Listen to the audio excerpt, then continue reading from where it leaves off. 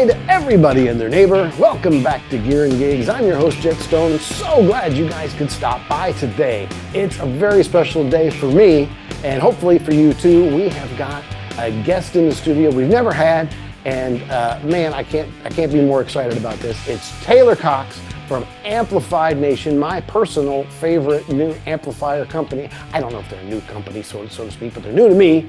And we want to talk about everything he's been doing and all his different amps. So let's bring him on. Everybody, Taylor Cox. How you doing, Taylor? I'm doing great, Jet. How's it going today? It's a spectacular day because you're here virtually, of course, but you're here. I'm surrounded on either side by two Amplified Nation amps.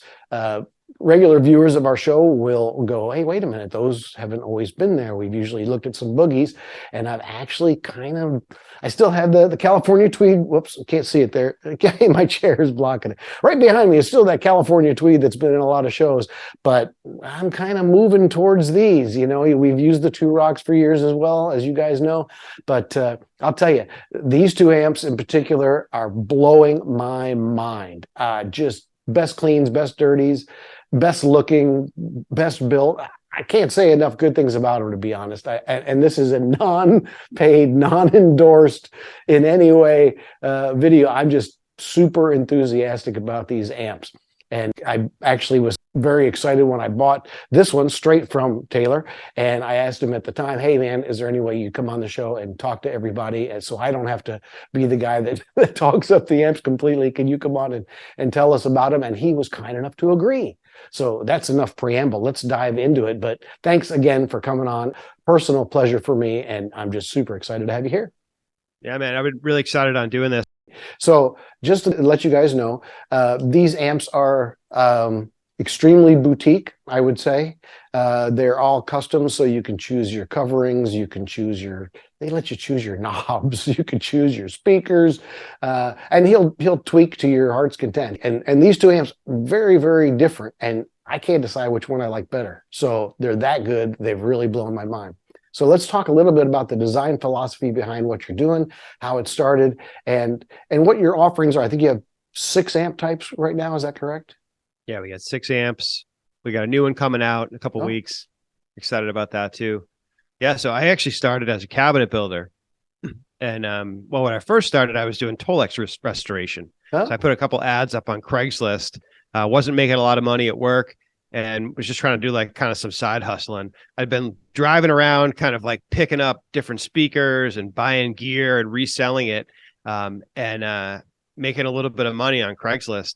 And I went down and met with this guy that was just outside of Boston, and he had a whole bunch of Tolex in his back room.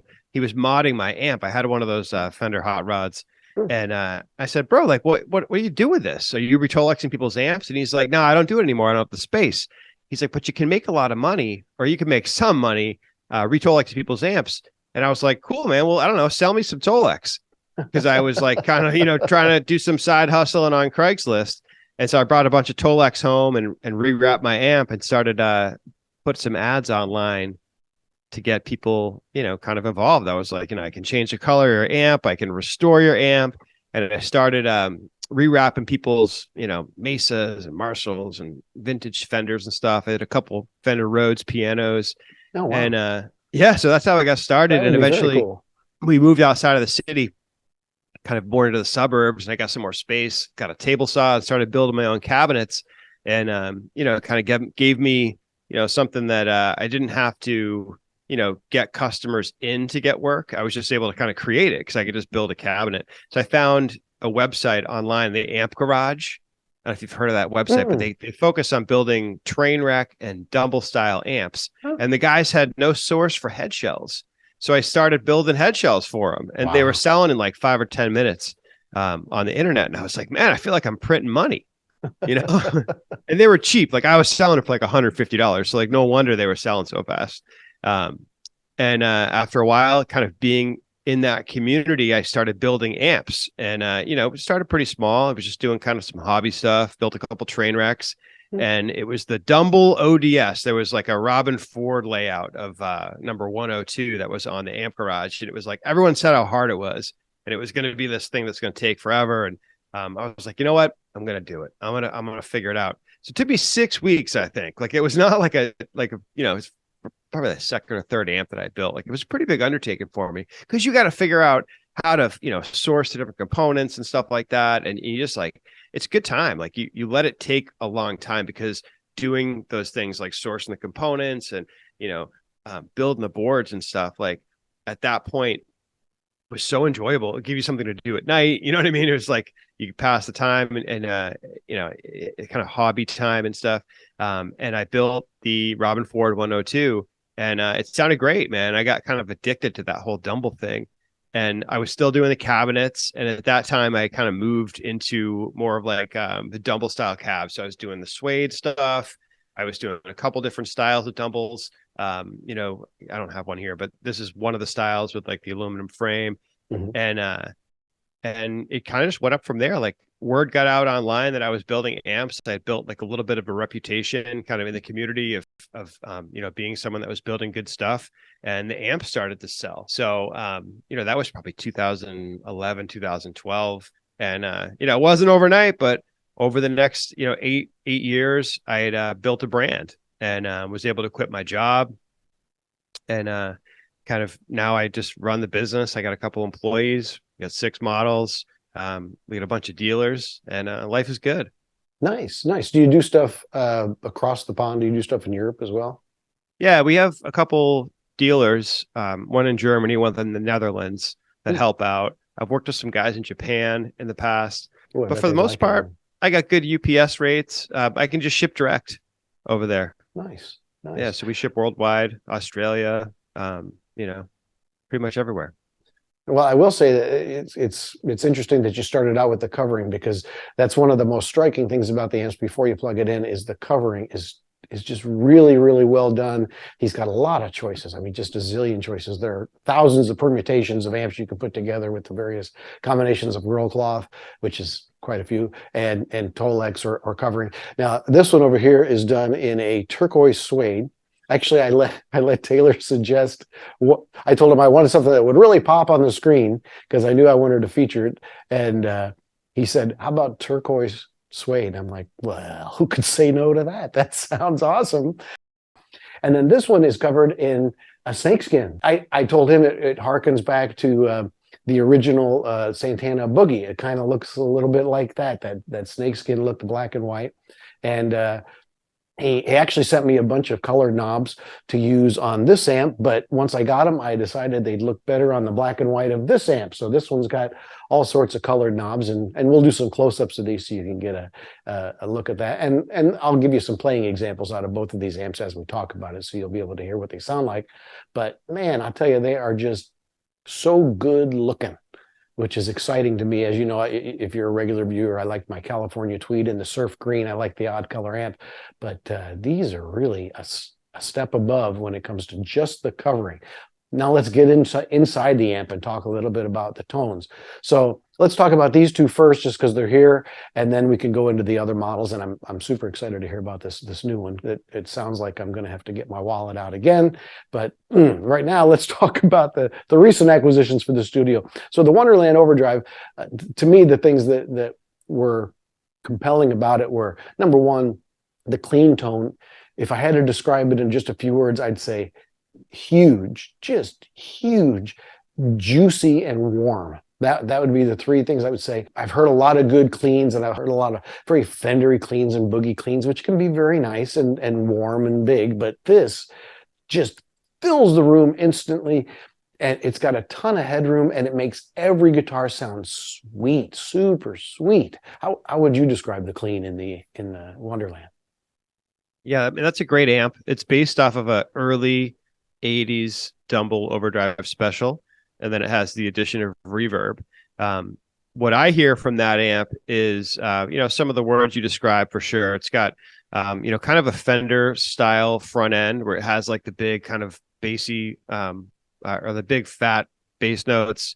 Got a lot of clarity in the high end, really well balanced, almost like a super reverb sort of voicing, maybe with like a little more mids. So, it's kind of a familiar sort of blackface sound, and then it has like the Dumble vibe. So just like a little bit of compression right in the right spots. Yeah, it does have the compression. That's something I should have mentioned because it does have a beautiful compression. It doesn't clamp down on the sound, but it gives you a nice controlled feeling and a snap to the top end. Never gets brittle. The bottom end is really big and fat, but it never really gets mushy. I've tried everything through it, all kinds of pickups, and it doesn't sound anything but spectacular with all of them. And your comparison to the Super, I've got a 62 or 63 concert over here, a brown face, 410, and it's not dissimilar to that in its size and its warmth. It's super satisfying to play.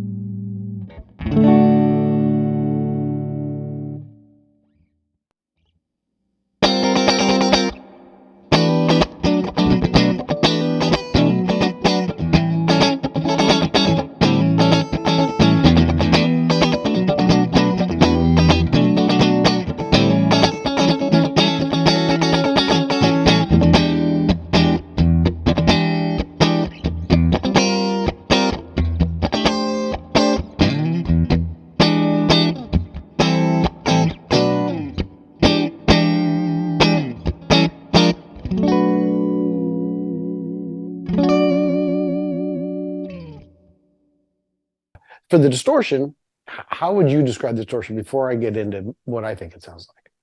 So that amp was originally a single channel amp that I was building called the Dirty Wonderland, and it was kind of based off of the John Mayer signature that Two Rock came out with in 2007, which I do think kind of sounds like a super reverb on steroids sort of thing. Yeah. And a lot of guys loved the amp, but everyone wanted the overdrive channel added back on. So I had so many requests. I was like, you know what? Let's see if I can figure out how to do this. So I had to change the reverb circuit because, there just wasn't enough room to have this like enormous reverb circuit and also two channels.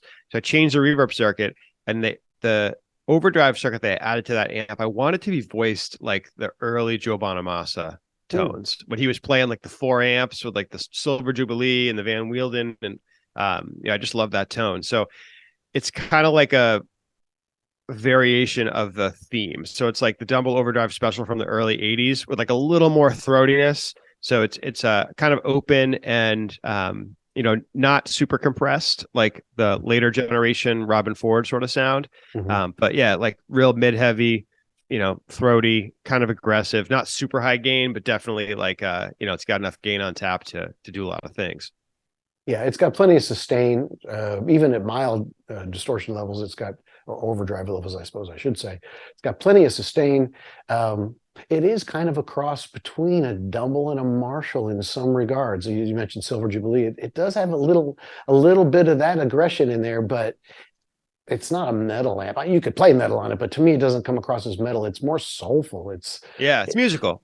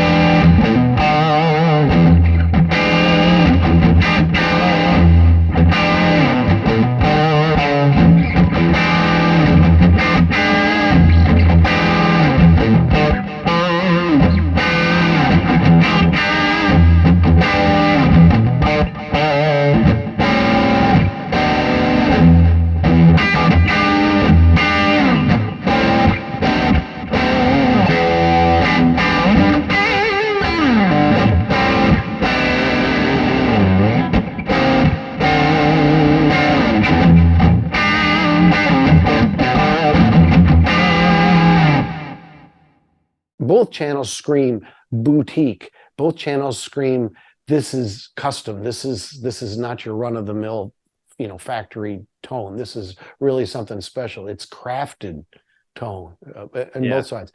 And we've mentioned the reverb a couple of times. Man, oh man, is this reverb spectacular. I mean, I've got a Vibrolux, a 76 or 78 Vibrolux down here, and I've got a couple of different, I've got the California Tweed with the great reverb.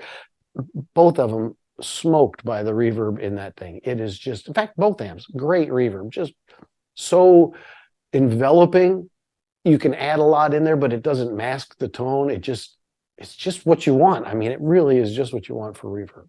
Yeah, I put the reverb circuit in that amp really close to the output tubes. So it's kind of like really far down. When you add a reverb circuit to an amp, like you have to take signal away and then you put the signal back, and you kind of do that in the same spot. So where you take it out and put it back in, matters a lot. So that amp is really far down, like obviously past the overdrive, but like almost to the entrance of the phase inverter. So the louder you have the amp, the actually more reverb you get. So it's technically, reverb is kind of like adding reverb is kind of like adding an effects loop and then putting the effect in the loop. Is that like, what I'm understanding? yep, Okay, yeah, interesting. like a I've noticed that like when you dial up the reverb, it actually adds in a bit of volume too. yeah. There's a little bit of gain added. Same thing with the Ampliphonix and Gain, which is on your your left. My left. Yeah, it's got a similar reverb circuit. It sounds very similar. Now, the Ampliphonix and Gain is a totally different beast. And the way Taylor described it to me is the dirty is a Marshall and the clean is a Bassman. Is that accurate? Yeah, so that amp was it's kind of got a pretty cool story behind it. I had a really good relationship with an actor in Hollywood that sent me an original Dumble. Actually, it was a Bassman that he had Dumble mod. No. And Dumble was doing these mods at a music store in California where you could drop off like a Bassman or a bandmaster.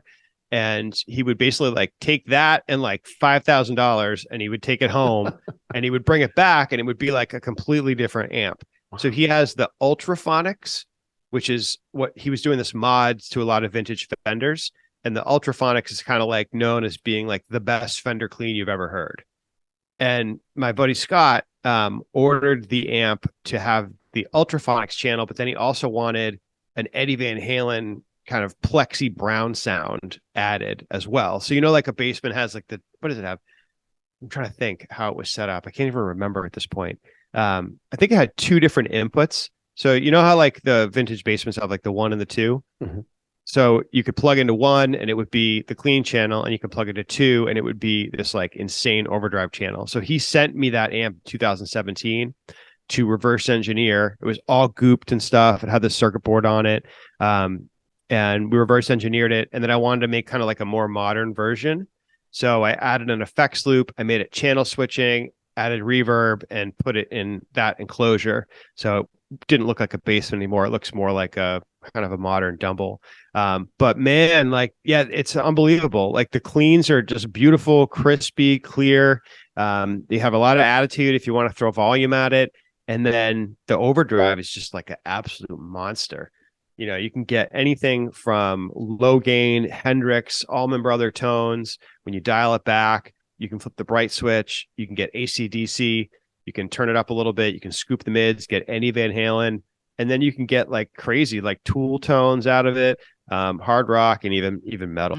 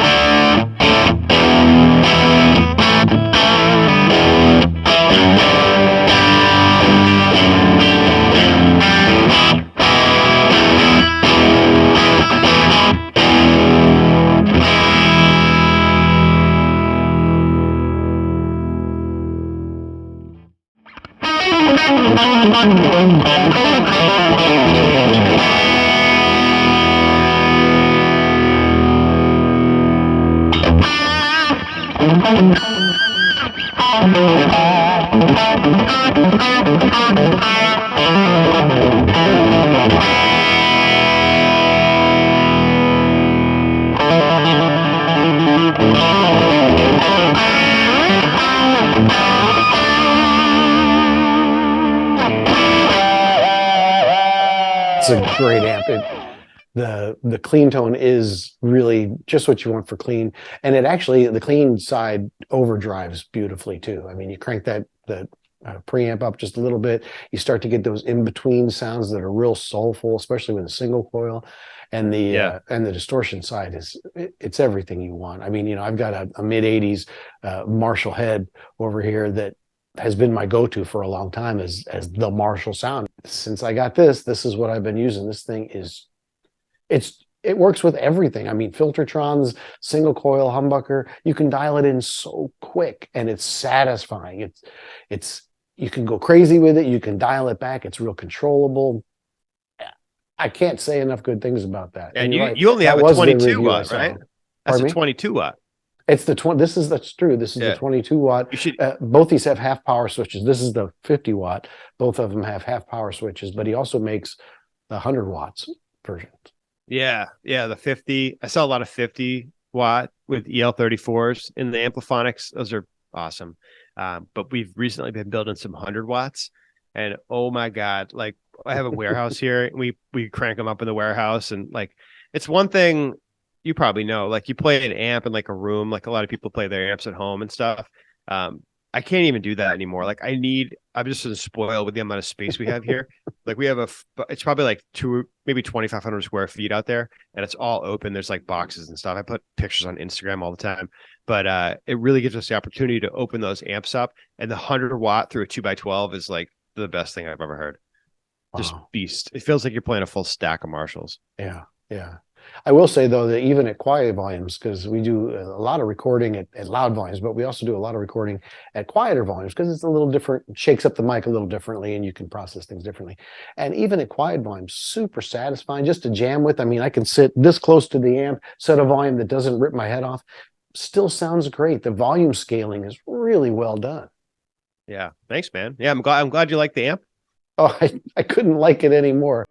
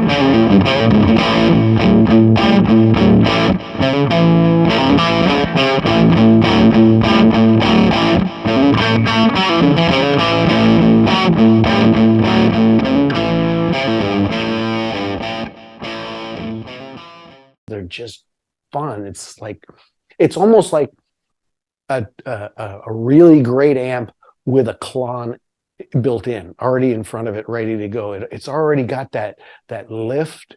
It's already got that presence. It already has that bottom end that's very satisfying and makes a great foundation.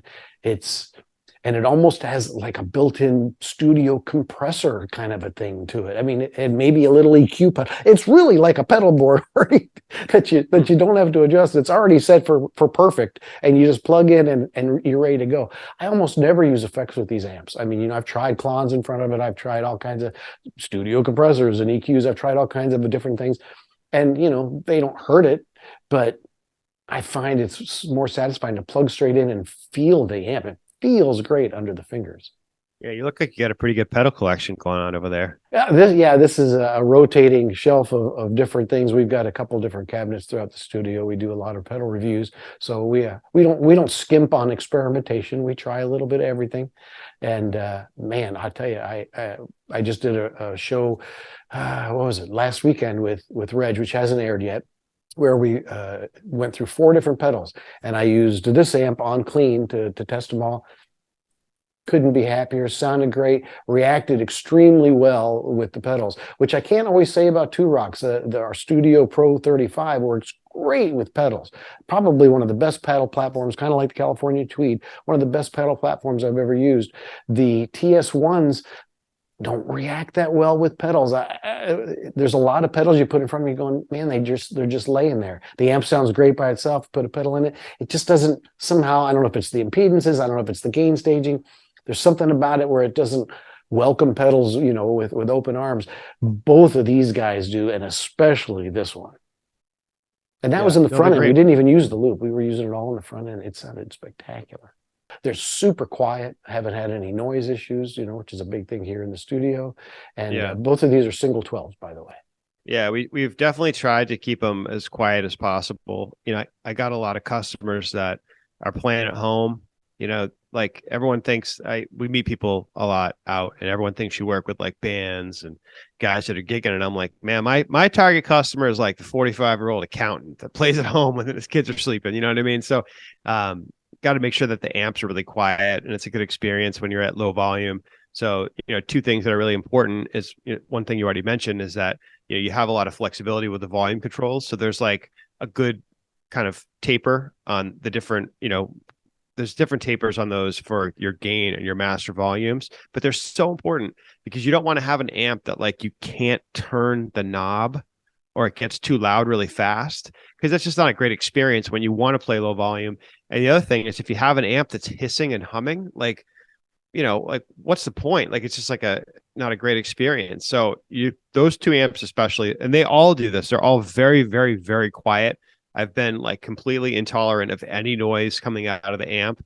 Obviously, sometimes if you crank the reverbs up or something, you know what I mean, they can get a little noisy, but that's just like the nature of the beast. Overall, the amps are dead quiet, super easy to control the volume. Some of the models, I didn't even put a half power switch on, like the overdrive reverb, the steel string singer, which is 2 of our kind of higher end amps, no half power. Like I add them sometimes for people, but they don't even need them because they're so easy to control. And the Dumble power amps too, because they're so cold, like you don't need to crank the amp to get a great tone. Mm-hmm. A lot of the tone and the breakup is happening in the preamp. And I mean, like, let's face it, it's electric guitar. Like it sounds better when you turn it up. Like there's no way to argue that.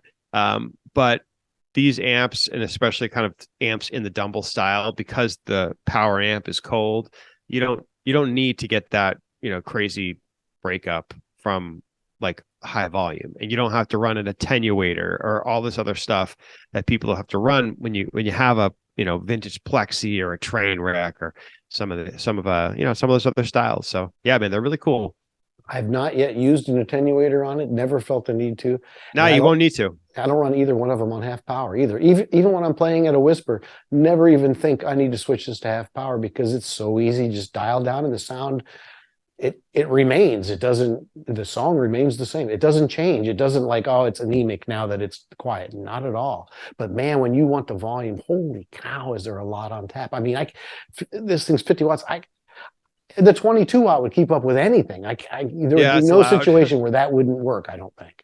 And this one, I could blow anybody off the stage with volume. I mean, it's just so powerful. It's not just a loudness, there's no brashness to it. So you can keep going, and it just maintains that sweetness and that harmonic richness. It's a complex tone. It's not a simple tone. It's a very complex tone with a lot of, multi-order harmonics going on in there that bring out the tone of each guitar individually. When I plug a Strat into it and then plug a different Strat into it, it sounds like a different Strat, not just Strat through this amp. You can hear the difference in the pickups. And I really appreciate that because, we've got a lot of Strats, and I don't want to think, well, we just have them because they're different colors. They actually do sound quite a bit different. A maple neck versus a rosewood, you can hear the difference through this thing. So that's really amazing that transparency has been maintained with all this other stuff that you've managed to do with it as well.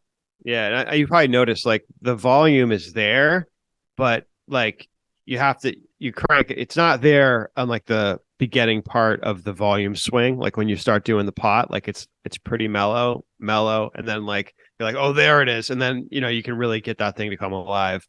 But there's enough control so you can have that really nice kind of at home experience, but also take it to the gig and get over a drummer. And the EQ, there's a lot of amps like a Marshall or that kind of thing where the EQ is a token EQ. I mean, yeah, it's there, but it doesn't do a lot. There's not a lot of swing. And then there's some amps like a Boogie that, oh my God, the tone is, it almost too much throw on each of the things. And it takes quite a while to dial in a sound because each of the EQ knobs has so much flexibility and interactivity that you have to be very careful. These, it's pretty quick to dial up a tone. The EQ has a lot of power to it, but it's not finicky power. It's like it's very friendly. It's a very friendly experience to play these amps. That's one of the best things I can say about it. It's just I never think, oh, this is going to take me 10 minutes to dial in a tone. It's 10 seconds, 20 seconds, and I've got exactly the tone I was looking for in my head, and we're ready to roll. And that's something you can appreciate. Not only is today's world going faster, but when you're in a recording situation, you got a client waiting, whatever. You don't want to take forever to dial it in. You want to be able to get him a tone fast. He's happy, or she is happy immediately, and we can get on with the musicality of it. And so that's one of the things these amps have helped me do is focus on the playing. I find myself playing longer and longer the more I play with these than I did with other amps, where I would, spend 20 minutes trying to get the right tone. And now I've used the wrong side of my brain for too long, and the creative side that wanted to sit down and play is a little bored. These is like, you get the inspiration to play, you plug in, ding, ding, ding, ding. Okay, hey, I'm ready to go, and I'm wailing and having a great time.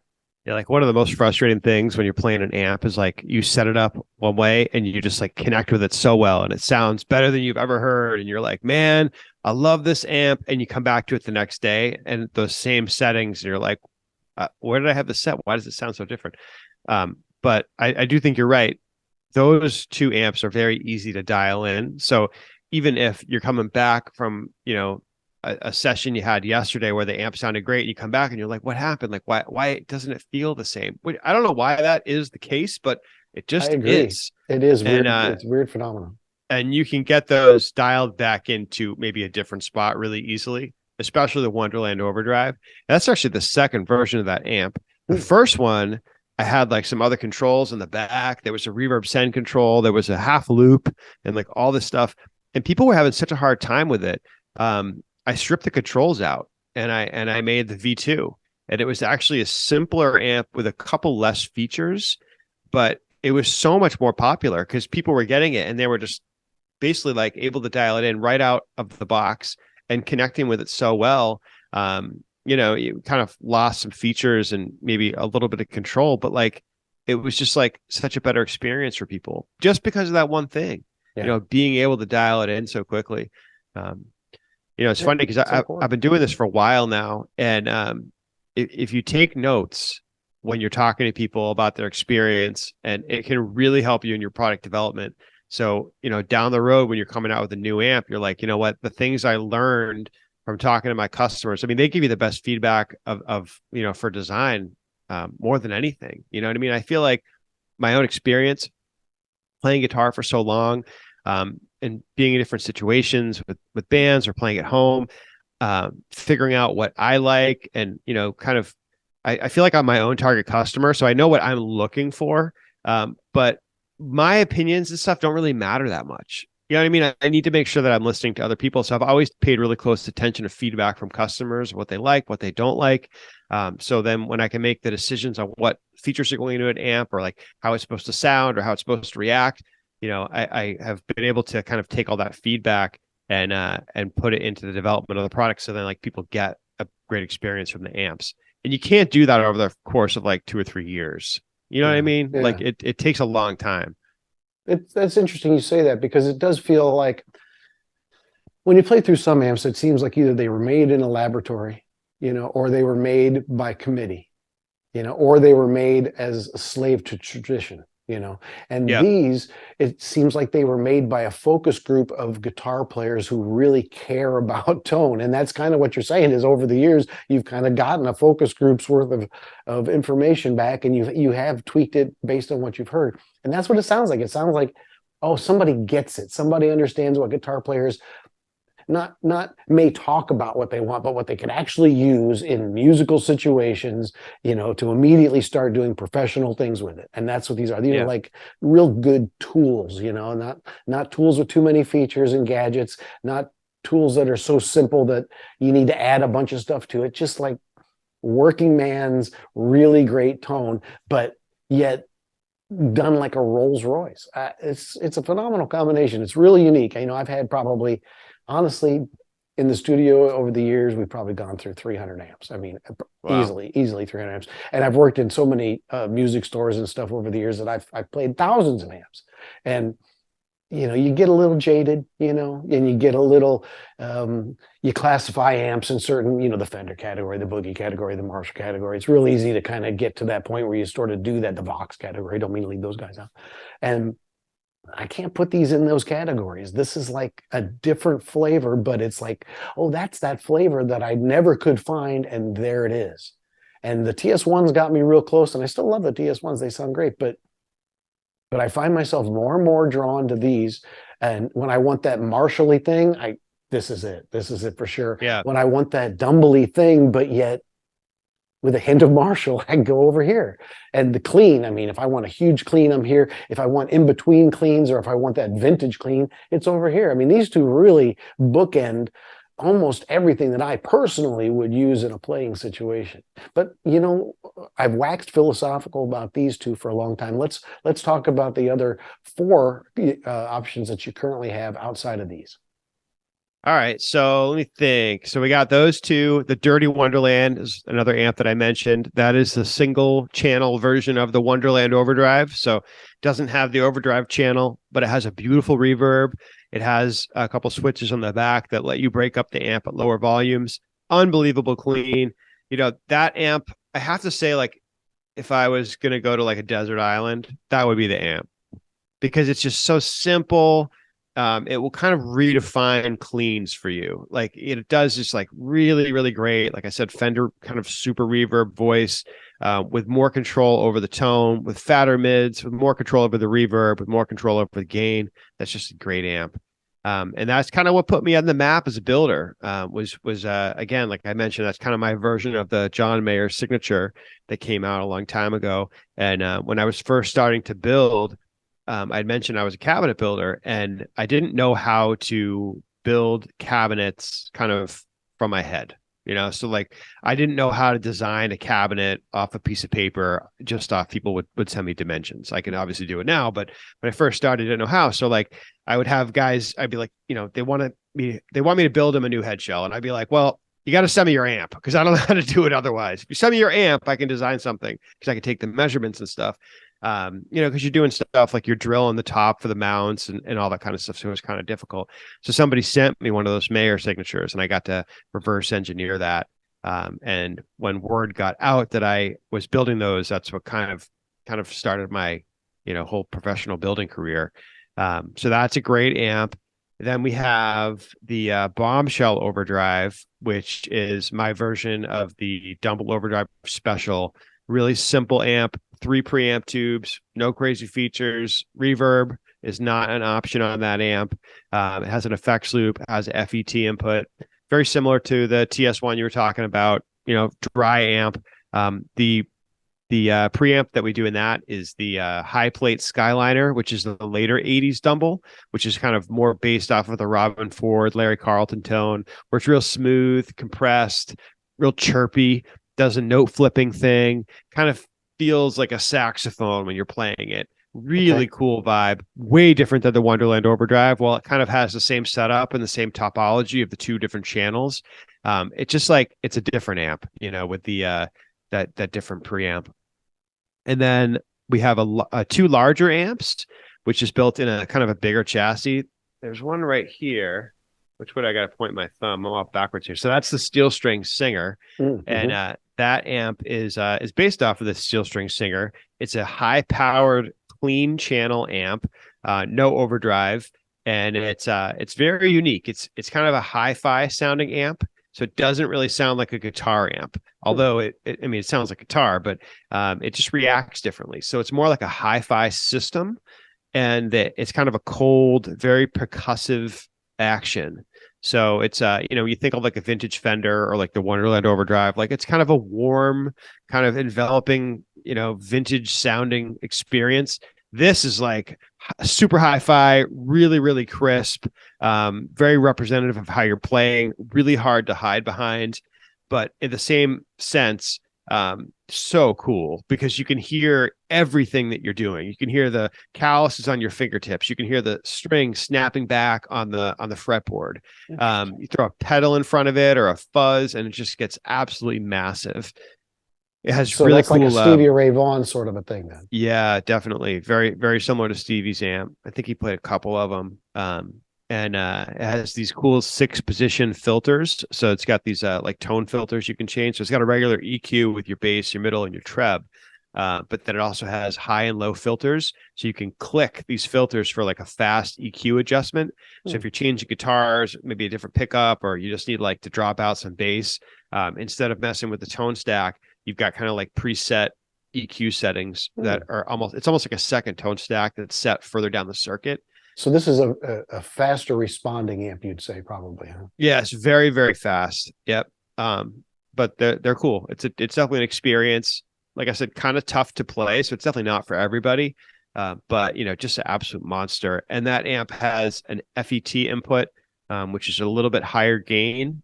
So it's got two inputs, normal and FET, and then it has a preamp boost. And when you stack the preamp boost and the FET input, and you turn that amp up, oh my God, like it is like nothing you've ever seen. We've got, like I mentioned, the warehouse in here.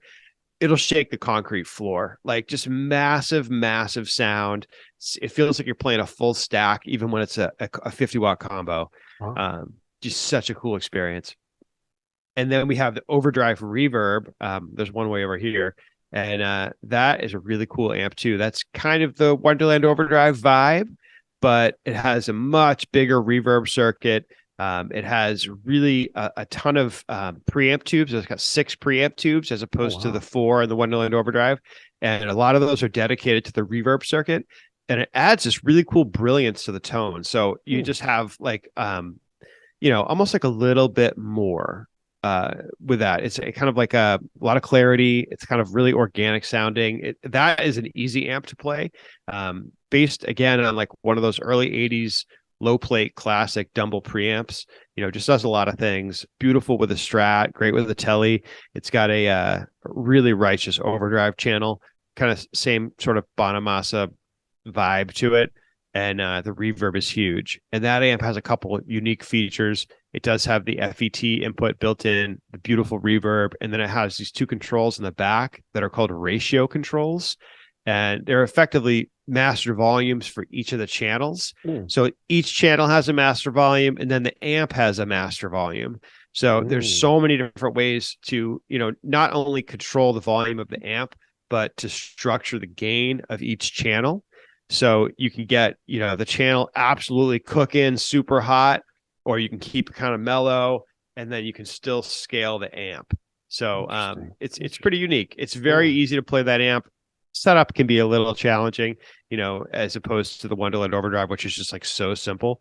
But well, I'm talking about learning curve of a day or two, Right. and Sure. you know, to master maybe a Sure. read through of the owner's manual. So God that's been a really forbid, great read the amp for us manual. too. What? Yeah. Well, we don't have manuals for everything. We're still working on a We're couple not of recommending that. them. Relax, everybody. We're not telling you you got to read the manual. It's an I've never been option. big on, yeah, you don't really need to read the amp manual, you know. Call it up on your Um, phone and just zip through it. It'd be fine. yeah, just watch the demo videos. So that's really been a great amp for us. We've been building so many of those. Now, one of the things we should mention is that there are amps that the clean and dirty channels are connected, and actually the clean gain stages into the dirty, and that's what we have over here. So how you set your clean gain actually affects how your distortion or your overdrive, I keep calling it distortion, my apologies, your overdrive channel will feel, react, everything. I mean, and they share an EQ. On this amp, they're, if I'm not mistaken, they're completely separate animals, right? Yes, independent preamps on the Ampliphonix and Gain. You're referring to a cascading preamp. There we go. So, you know, that Oh, basically sure. Whip out the jargon, man. That's fine. it's like if you think about it, it's like a waterfall, you know, like two waterfalls. So you have like the first waterfall is your clean channel, and that feeds the overdrive, which is your second waterfall. So if you have more of your clean hitting that, you know, top edge of the waterfall, you're going to get more overdrive. So I think a lot of Waterfall the overdrive. I hear a name of a new yeah amp. That's pretty good. Yeah. cascading circuit. So yeah, the louder you have your clean, the more saturation you're going to hear in your overdrive, which can actually be kind of a challenge because, you know, what's great for your clean isn't always great for your overdrive. Like a lot of guys like the bright switch on their clean, but bright switch doesn't sound great on your overdrive, you know. So there can be a little bit of a balancing act with a cascading amp. And just kind of where you're going to set the levels of each channel and stuff. But again, it's not like a crazy learning curve. For most people, it's just kind of understanding what's going on. Because I'll have guys call me and be like, "Man, I can't get anything out of this overdrive channel." And I'm like, "Well, you know, where's your clean volume?" And they'll be like, "Oh, like I have it set really low." And I'm like, "Well, turn it up." You know, you crank up the clean and then you just get so much more saturation and life out of the overdrive channel. But it can be tough because then you get a really loud clean channel. So, you know, people figure it out though. It's not the end of the world. Now, do you favor a solid state or a tube-based rectifier? Usually the solid state. The tube rectifiers are cool. You know, you get kind of that squishy, a little squishy feel, a little bit of sag. The tone of the solid state and the tube rectified amps is exactly the same. So like I don't think anybody could tell by listening to the amp whether how it was being rectified. You know, I think what we're really talking about is the feeling that you get when you play the amp and how quickly it responds. So I do get a lot of guys call and be like, you know, is that tube rectified amp on YouTube? And I'm like, dude, you could never tell. Like the real, you know, magic of the tube rectifier is for the guys that maybe want to hide behind the playing a little bit. Maybe they want it to be a little sloppy, like, you know, maybe some dirty blues or something where you want to kind of relaxed feel with the amp, or, you know, you just kind of want to be like a little bit behind what you're hearing, which is cool at times. For me, I phrase it in terms of a recovery from the previous note, you know. Yeah, and the solid state is snappy. It's right there. Your next note is as immediate as the one you just played. And the tube tends to, like you say, it tends to be a little bit behind. Yeah. So the tube rectifiers, they power the amp in a less efficient manner. So the solid state rectifiers are real fast. So like the power is just kind of always there. But the tube rectifiers, if the amp has a really big hit, like a low E or like a really heavy power chord or something, it can just be a little bit slow to respond. So that you get this effect called sag, which some people really like. But for the most part, we do a lot of solid state rectification, you know, which is great for guys that want to play fast or maybe do want a really quick response from the amp. I think that's kind of the majority of what people are looking for. It's kind of weird because like the tube rectifier, I obviously charge a little more for it because it's more tubes and we got to wire it up and all that kind of stuff. And we use a custom transformer. So everyone thinks it's an upgrade. They'll be like, and I'm like, well, it's not really an upgrade. Like it's not really better or worse. You know what I mean? It's just like a different style and a different feel to the amp. Interesting. You know, now this amp here has got a contour knob. Tell me a little bit about what that is, because that's you don't see it on a lot of amps. You see it on some Dumble style amps, but in general, contour is not something you see on amps. So what is that exactly? Yes. So I think like on the vintage Vox amps, there's a cut control, right? Cut control, yeah.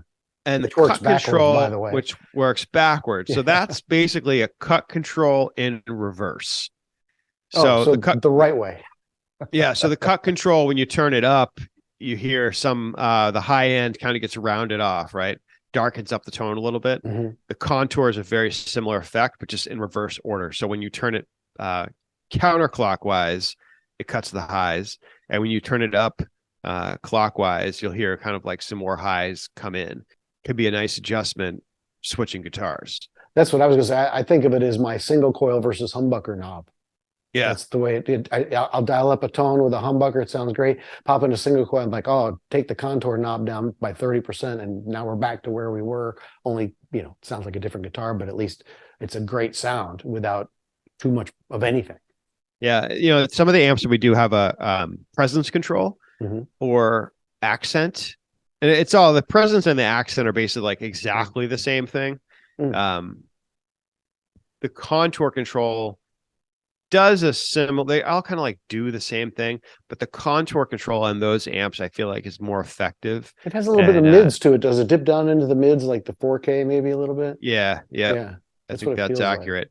Like the presence control that we have on the overdrive reverb and the steel string singer aren't quite as reactive. Like you can hear, it's like you can hear it a little bit, but it's not like as significant as that amp. Now, each of these amps has got switches. This one's got a bright switch, which is dramatic, to say the least, on the clean channel. This one has got treble, mid, and bass switches, which are also extremely useful and pretty dramatic. And it's astonishing how flicking one switch can really change the entire character of the amp on this side. And on this side, as soon as I go to the bright, I can dial the treble literally all the way down, and it's still got plenty of that top end. So if you want kind of that traditional Fender thing, for me, the way I've been getting it is plenty of bass, roll the treble all the way down, flip the bright switch up, keep the main volume down, and I'm there. It sounds like vintage Fender on serious steroids. Yeah, and that's exactly what we're intending to do with that amp. Yeah, so the Wonderland overdrive and most of the amps have a bright switch and a mid, and both of those are boosts. So you get more treble and more mid. The deep switch on that amp is actually a high cut. So you're cutting some of the higher frequencies. So you actually hear probably the volume go down a little bit when you engage the deep switch. And then our other amps, like the Singer and the overdrive reverb and the bombshell, they have a rock jazz switch. So no deep like a switch. TS1 or a Dumble. Yeah, TS1. So it's like a couple different EQ settings. So most people like the rock. It's more aggressive, but jazz can be good. Kind of dials the volume down a little bit, mellows the amp out. So again, like it's kind of good for, maybe at home playing, or if you want to just kind of figure out a quick way to kill the volume, maybe be less aggressive. Have you ever thought about doing a bypass function like is found on Dumbles or TS1s, where they'll just bypass the tone stack and all the switches and just basically give you gain? Yeah, so the preamp boost on the Wonderland overdrive, that's what that is. That's basically a bypass switch. So it's just labeled differently. Okay. Yeah. So the bypass, I shouldn't speak for Two Rock, but I'm pretty sure the bypass on their amps is the same thing. It's the Dumble preamp boost. So what it does is it partially disconnects the tone stack, which is essentially bypassing the tone stack. So you get a little bit of a gain boost. So it can be a little tricky. That's another kind of feature that can kind of, your mileage may vary based on where your tone stack is set, because you're cutting the tone stack out. Like ours doesn't completely disconnect, but it almost disconnects all the way. So if you have the tone stack set in one spot and you disconnect it, like the relative difference from where you are to where you're going with the switch being engaged could be really pleasant, and sometimes it doesn't really sound that good. One thing that I've noticed with the preamp boost that really kind of is foolproof is running the mid switch. So if you run the mid switch on, the preamp boost always sounds good. I'm not sure why, but it's a significant difference. Yeah. So that's kind of the bypass. All the amps have that too, at least the amps of the overdrive. Now I'm familiar with an FET front end because of the TS1s, but some people aren't because that's also not a common thing on amplifiers. So talk to us a little bit about what an FET front end would mean and why you would want that. So an FET input is it actually was originally used for acoustic electric guitars before they were running through the front of the house.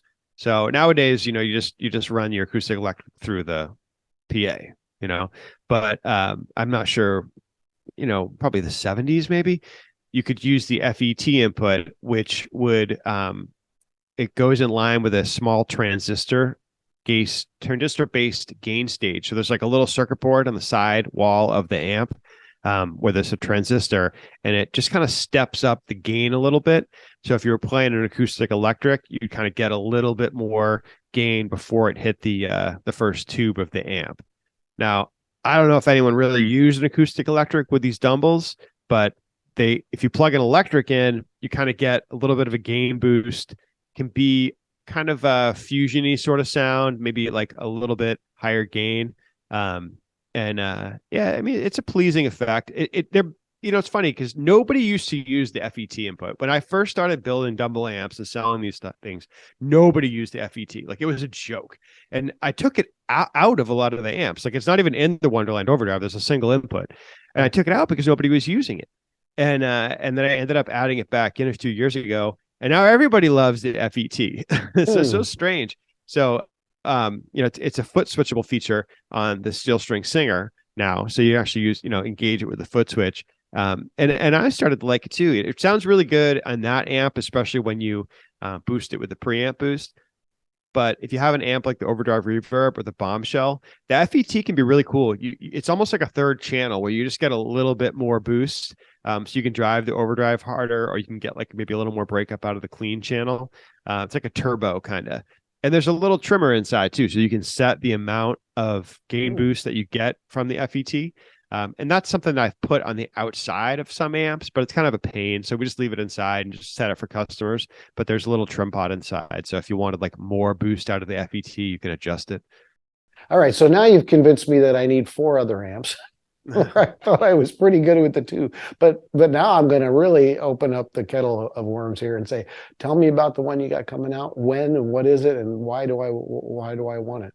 All right. So yeah, we got a new one coming out. It's actually it's getting painted right now. We got maybe 20 of them. I think 20 or 30 of them that we're gonna do like the initial run, and it's based off of the Overdrive Deluxe, which I don't know if you've ever seen that amp, but it was Dumble modded at Deluxe Reverb and put an overdrive channel into it and retained the reverb and the bias trem. So this is going to be kind of our version of that amp. It's going to be called the Trem Drive Deluxe. Ooh. And it's going to be a single channel amp.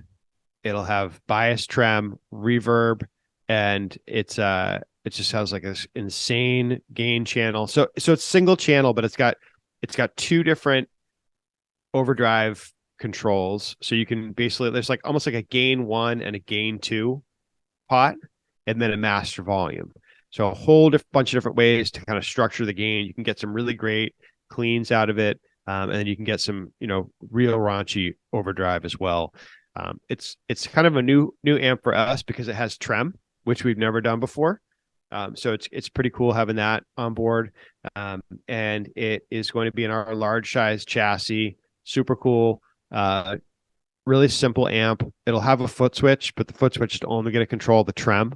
And everything else will just be kind of dialed in. So it's not going to be quite as flexible as our 2-channel amps with foot switching and all that kind of stuff. But it's a super fun amp to play.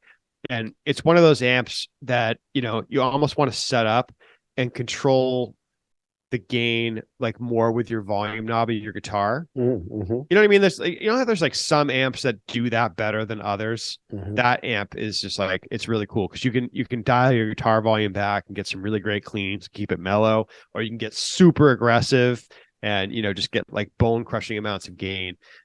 It's going to be different than the Overdrive Deluxe though, because I've planned on having it like, you mentioned it before, but like all of our amps are fully customizable. So we have a basically like a creator on the website where you can go on, you can pick your covering, you can pick your grill cloth, you can pick, if you want a head or you want a combo, and you can pick your power level. So you can get a 22 watt, 50 watt, 100 watt. There's a couple of amps that have 150 watt options. And this amp's going to have all those same power levels. So it can be an overdrive deluxe that has 100 watts. 150 watt deluxe reverb. Wow. Yeah. Like, you know what I mean? So it'll be a little bit different than some of our competitors have out. But they're really fun, man. It's a cool amp. I think it's going to be good. I don't think it'll be as popular as the 2-channel amps, just because you can't like gig with it quite as, like, it wouldn't be a great wedding band amp, you know what I mean? Mhm. But so much fun to play. Everyone that's tried it, that's comes to the shop, is just like blown away. The trem is really cool. It does a almost like a fuzz sort of tone from the overdrive when you engage it the right way. So yeah, it'll be really cool. I think we're probably looking at end of May, maybe. Interesting. Couple more weeks. Yeah, keep us RJ informed, is gonna please. my boy RJ Ronquillo is gonna demo it. He does some great demos. His Wonderland overdrive was another compelling one for me. I got a couple of other guys lined up. So it should be cool. So stay tuned. It'll be out in a couple weeks. Fascinating, man. Oh man, I tell you, I'm just so into these amps, people. I can't recommend them highly enough, although I sure have tried. Well, I appreciate it, man. Oh no, you should be so proud of what you've done. And all amps are taken from a long history of amps, and all of them are a progression as we go through life and the modern world, and the direction that you've taken, the path that you've chosen, is really satisfying. So many times everybody's looking for an amp that is everything, right? That can do everything. Like the wedding band guy, he's going to do, Cyndi Lauper, and he's going to do Metallica in the same show. But if you're playing in an original band, there's a good chance you're going to have, only a couple of tones that you use the whole night. That'll be your thing. So it really does depend drastically on what your usage is really going to be. So as you guys are thinking about amplifiers, don't necessarily think, oh, I got to get one that does everything. Get one that will work for you, that'll make you happy, that is an enjoyable experience to use, that lets you get to what you want to quickly, so you can concentrate on the music. We say at Gear and Gigs that the gear really doesn't matter. You can play with any amp, and the audience won't care. Not once has anybody in an audience listened to somebody playing guitar and think, oh man, that guy's using 6L6s. He really should switch to EL34. Nobody in the audience is thinking that. Even the guitar players aren't thinking that. You take what you're given as an audience, and you either like it or you don't, but you don't often critique it down to, I wish there were changes. I wish it was different. So what you need to do is find something that inspires you, that gives you the fizz, that makes you want to play, makes you want to come back and practice more, play more, use it, record it, and take it places and show it to people because you want to play, not because it looks cool or seems impressive. And while these look cool and seem impressive, the thing I like best about them is how they make me feel. Every time I walk into the studio, I'm like, I can't wait to fire up one of those guys and start playing. And we're actually going to be doing some stereo reviews here on some stereo pedals, and I can't wait to hear them both in stereo. It's going to be exciting because they're very different characters. From the same manufacturer, you don't often get that drastic a difference in character, but these two really are. And it sounds like there's 4 or 5 more I may have to eventually line my back wall here with. But man, oh man, well done, sir. Thank you. Yeah. I want to thank you for coming on the show. I really appreciate you kind of filling us out on this and telling us about the new piece. Please let us know when that thing comes out, and if we can review that, we would love a chance to. Yeah, what a blast, man. You're the first person to hear about that, Ooh. Other than the guys working here. Oh, wow. Well, we feel very honored then. I'm going to put links down below for all the sites and sounds that you can go check out, and some other reviews from some other folks, some fine folks on YouTube who I don't look at as competitors. We're all just trying to get you the information, and man, there's been some great demos of these, and we hope you come back next time to see us on Gear and Gigs. So, all right, Jet. Thanks, Taylor. For Taylor, I'm Jet, and we'll see you guys later. Thank you.